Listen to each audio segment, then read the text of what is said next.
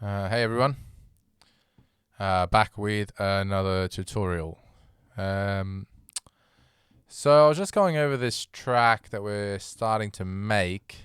Always try to do different tracks that we're trying to work on. And I just thought I'd talk a little bit more about textures and particularly how to use acids or runners to really just create some extra power or drive, or just create some extra space, fill out some extra space, and create that drive that you're really looking for in your tracks.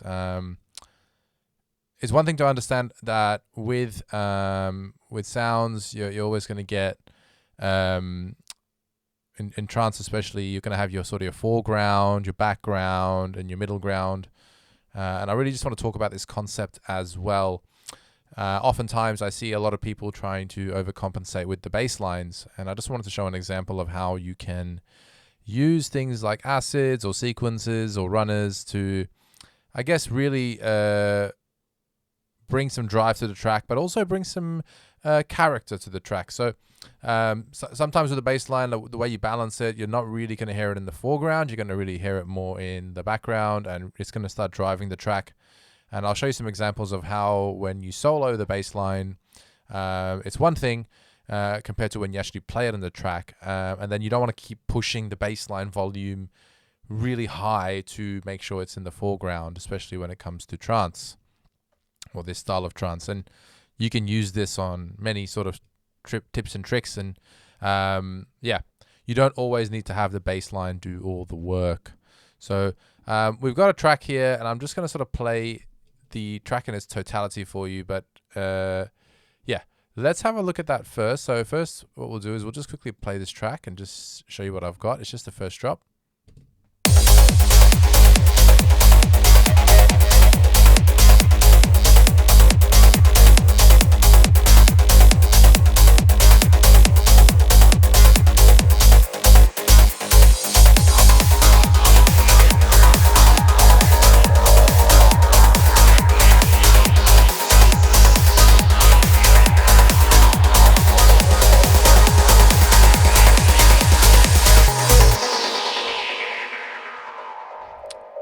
Okay, so I just wanted to sort of play that in totality. We'll bring that back here.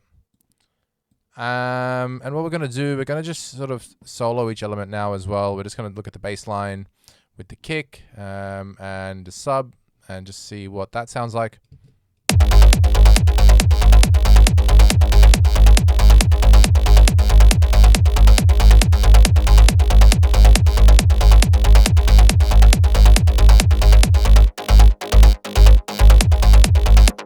Alright, so, and then we're going to talk about these acid sequences here as well. So let's have a listen to those. So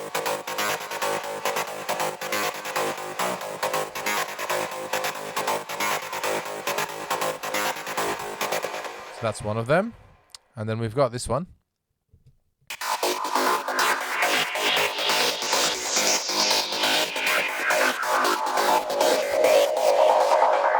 And then we've kind of got this one here as well.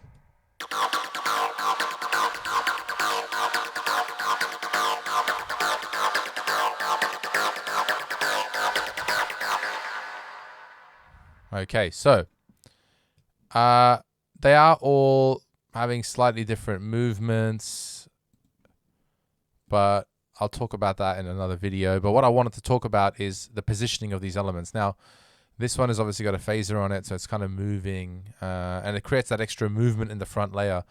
So is this one.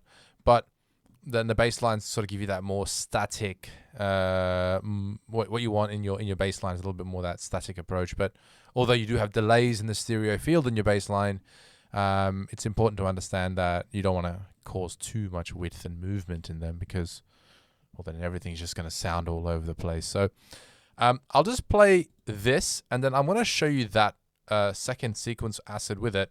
And you'll notice how the acids automatically sit much more forward, or in the foreground, I would say, than the bass line. So let's play them together. I'll solo the bass line first, and then I'll introduce these, okay?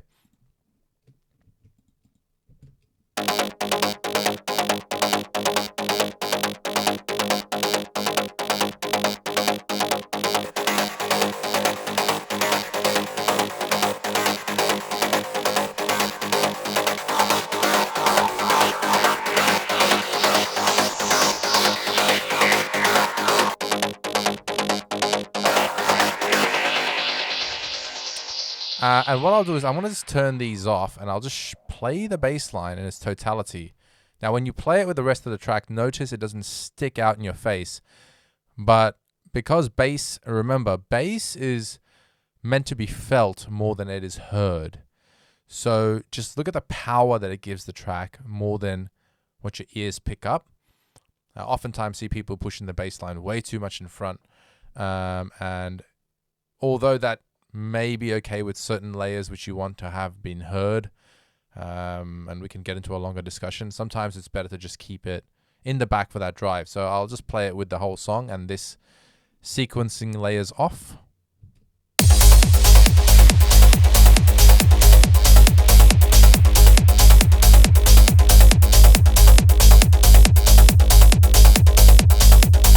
Now we'll turn the sequencing layers on.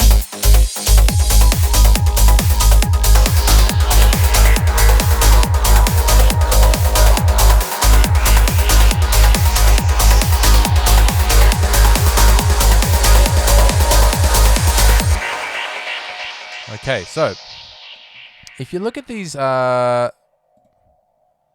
peaks here, these peak values,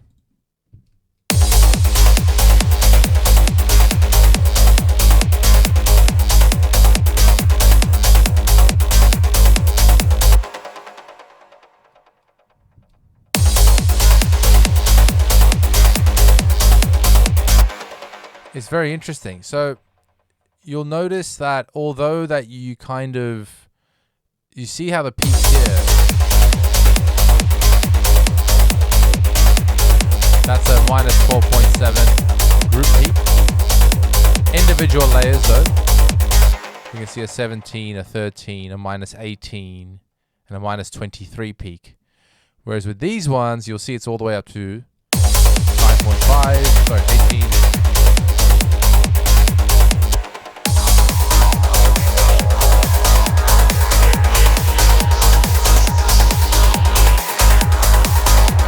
So you'll see when you play them all together, these actually peak at 12.9. So in totality, they're actually above the baseline in terms of where they sit. Now, one thing I would say about this as well is that there's more low-end frequency in the baseline as well. So although the peak levels can seem to be similar, just remember the type of information that is in each of these layers. So if we look at this layer, it's predominantly, if I bring up the EQ,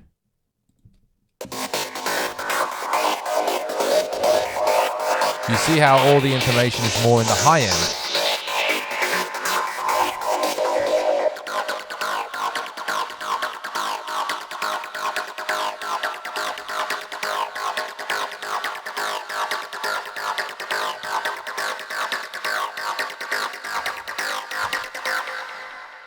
So naturally, when there's elements in the high end, you're gonna hear them more. When elements are in the low end, you see that curve? That means you're gonna hear them more, and that's why you introduce these kinds of layers and you create the movement from these sort of higher layers. Whereas with the bass line, although the peak is lower, and we have brought it down, just definitely brought it down in the mix. If we look at the bass line, look at the curve, much more on the lower end. So really, they do complement each other.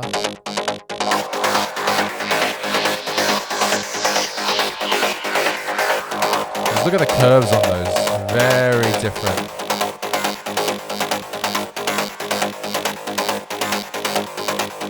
Very different. So that's why you can hear the sequencing layers more as well. And you will also notice that they sit a little bit higher. So one of the things I would say is if you want to add movement to the track, definitely add these kinds of sequencing layers. They will give you that little bit of movement, much more movement in the track. And also with your bass lines, of course, watch the peak volumes. Don't try to smash them into the foreground or the midground too much, and try to use other layers like those sequences to complement that, because bass is meant to be felt. And yeah, I've got other tutorials on how to sort of make your bass line still interesting. So yeah, we'll keep doing those. But just thought I'd give that tip today to say, yeah, definitely the use of some good sequencing layers definitely helps with the movement. If you're lacking movement in a track and your bass line sounding too static, get a couple of these in there, and make sure that the textures are all different. So one of the things I'll talk about in another video is the textures of sounds and how you can use different textures of sounds to achieve basically a way to not have all the sounds clash. Because if they all have the same texture, similar patches and whatnot, then they're going to end up clashing anyway. So yeah, we'll look at a bit more about positioning in another video as well, but I really just wanted to give that tip today.